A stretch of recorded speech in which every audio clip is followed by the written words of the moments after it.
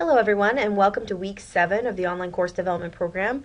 Welcome back from reading week. I hope you had a productive or restful reading week, whatever it was that you needed. So we are back at it. Last week, the week before reading week, on our online work, you were writing your course modules. And from meeting with most of you now for your progress meetings, I think a lot of you are at that stage where you've been laying them out in your mind or either on paper or in your Blackboard shell. But you're starting to see what fits where and what your pattern is going to look like week to week. Starting up this week, it is using multimedia in your course. So here we are in our shared shell. This week you're going to find that you have a bit more time spent on development and less time in your shell because it's a bit of a preview. You had a bit of a preview with Greg, but there is still work for you to do in your workbook here, as well as some different theories to think about. But as you move down, you'll see there's some information about different types of multimedia, and then we have the thing links that Greg worked with us, if you were at our session, about YouTube capture, screencasts, some examples here, and then also the one about Thingling itself. And I would suggest that you take a look at this one here. This is a screencast that Greg did explaining how to set up a ThingLink. So if you're interested in ThingLink, which I think some of you were, this is a great one to take a look at.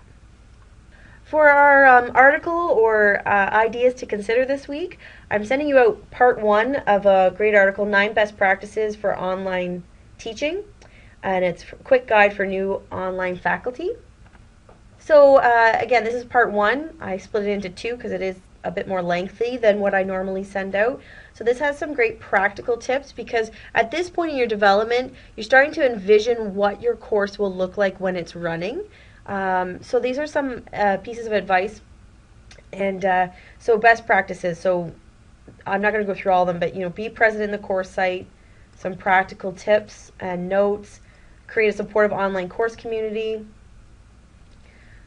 So I'm going to let you take a look at that. I do suggest it's a great one to get into. So it's the first 5.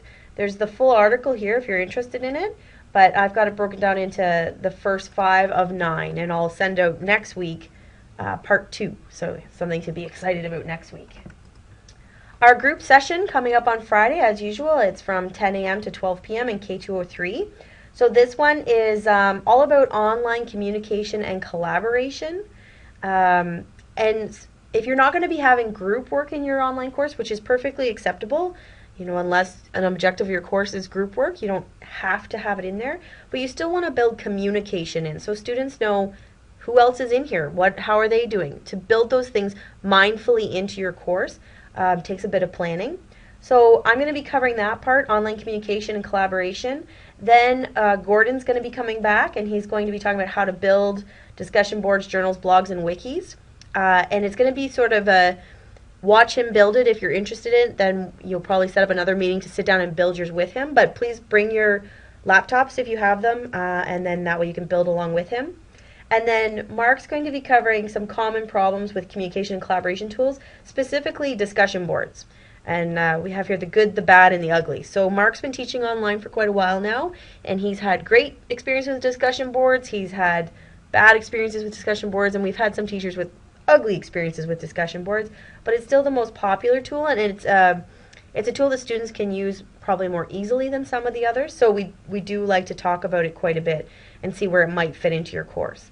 So that's the layout for Friday. If you cannot attend, please let me know because we can set up a WebEx session for you like we've done in the past.